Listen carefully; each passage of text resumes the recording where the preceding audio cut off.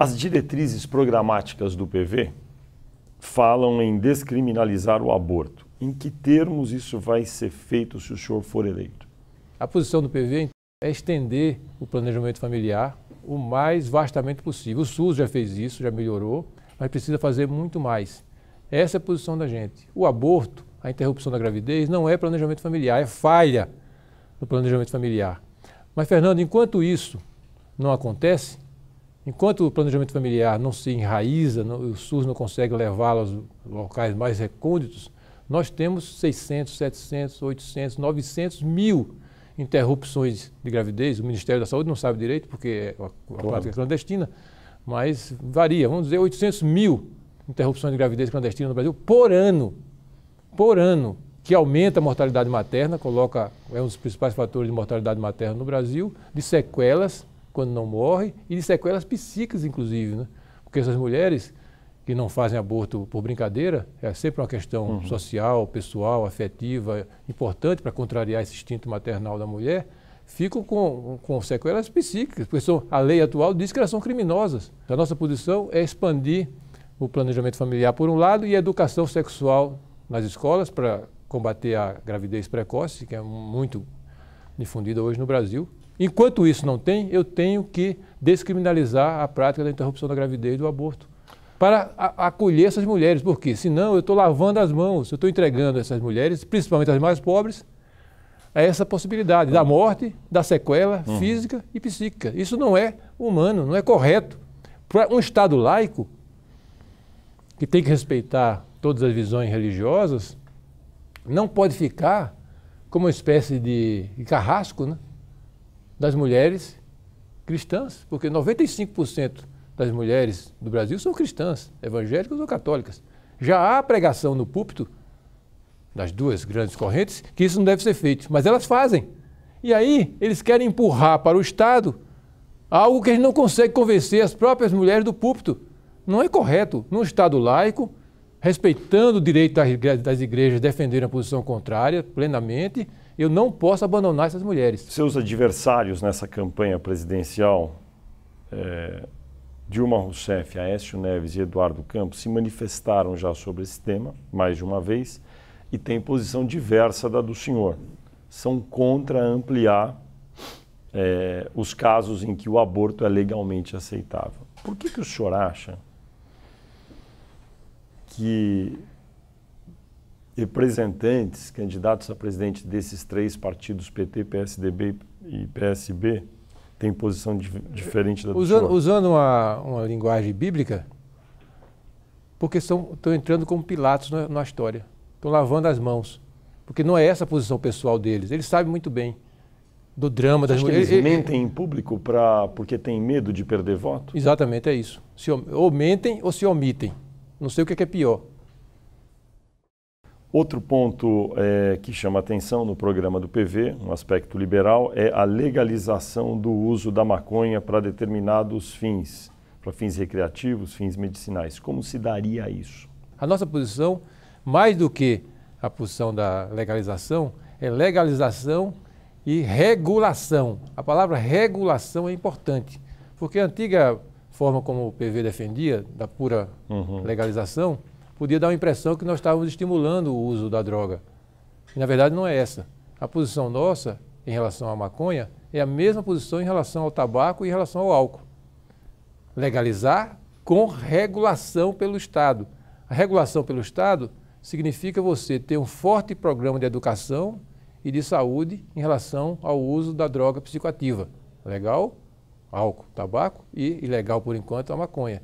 Eu vou dizer três coisas, se houver a regulação e a legalização. Primeiro, você, de preferência, não use essa droga. Como não use o álcool, como não use o cigarro, porque ela pode trazer prejuízo para a sua saúde. Ponto 1. De preferência, não use. Segundo, se usar, use muito pouco.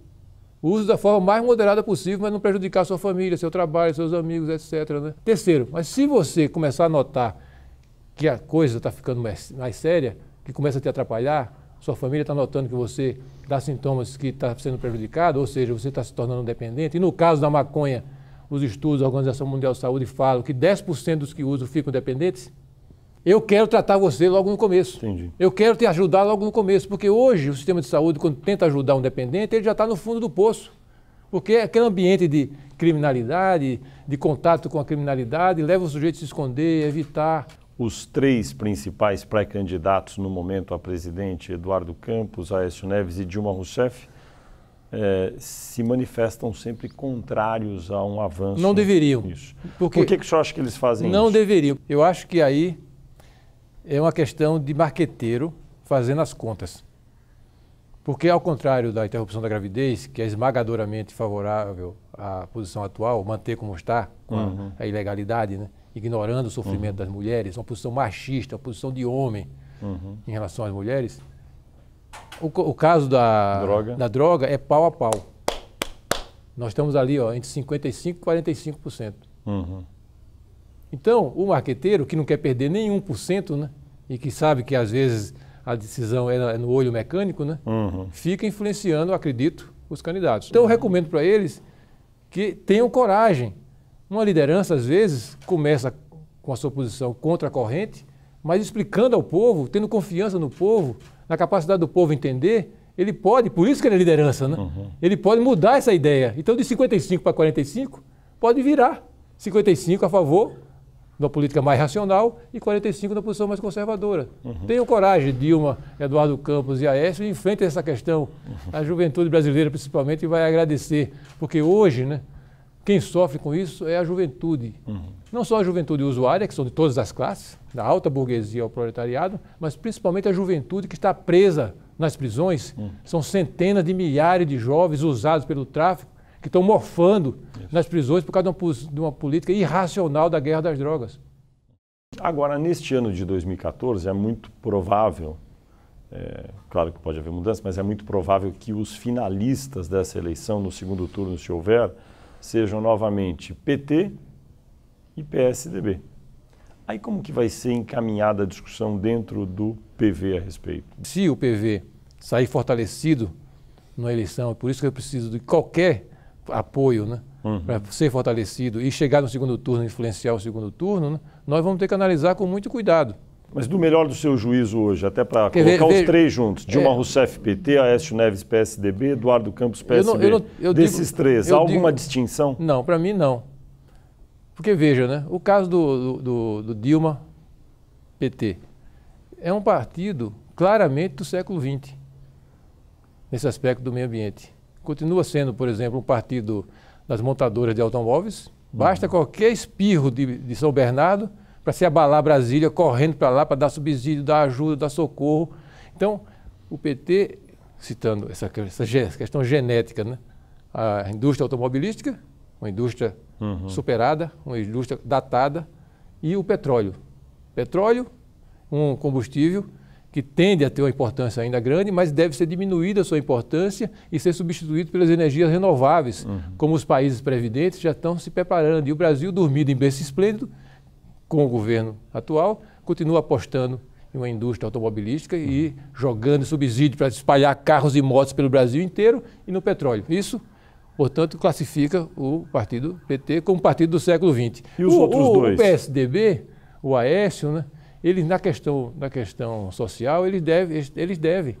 Qual foi o grande projeto social que eles desenvolveram nesse tempo todo? E o desenvolvimento sustentável não é só voltado para a questão de diminuir o desmatamento, proteger os mangues, os mares. É claro que nós somos sempre ser os campeões dessa defesa, mas o desenvolvimento sustentável é o equilíbrio entre a defesa do meio ambiente, uma economia verde e uma justiça social. Então eu quero saber, numa discussão com a Aécio, como vai ser os programas sociais, porque o Brasil continua sendo um país muito desigual. Eu vejo, e nessas andanças minhas me fortalecem, né, que nós melhoramos com a democracia, mas a gente continua um país muito injusto, muito desigual. E, finalmente, o Eduardo Campos, o PSB, para mim é uma incógnita, né? É uma incógnita, é um rapaz muito novo, tem uma tradição familiar muito importante no Brasil, mas o PSB até ontem era um partido de defesa da energia nuclear. O Eduardo Campos queria botar usinas nucleares pelo sertão de Pernambuco afora. Como é que ele fez, por exemplo, o porto lá de Suape, uma coisa tão importante para Pernambuco? O nosso candidato na época lá com a Marina e com o PV denunciou dia e noite o trator na frente para fazer o porto, ou seja, o equilíbrio ambiental e o econômico, não aconteceu. E, finalmente, a grande obra dele é repetir um ABCzinho lá em Pernambuco. Dá todo tipo de estímulo para instalar uma gigantesca fábrica de quê? De quê? De automóveis. De automóveis.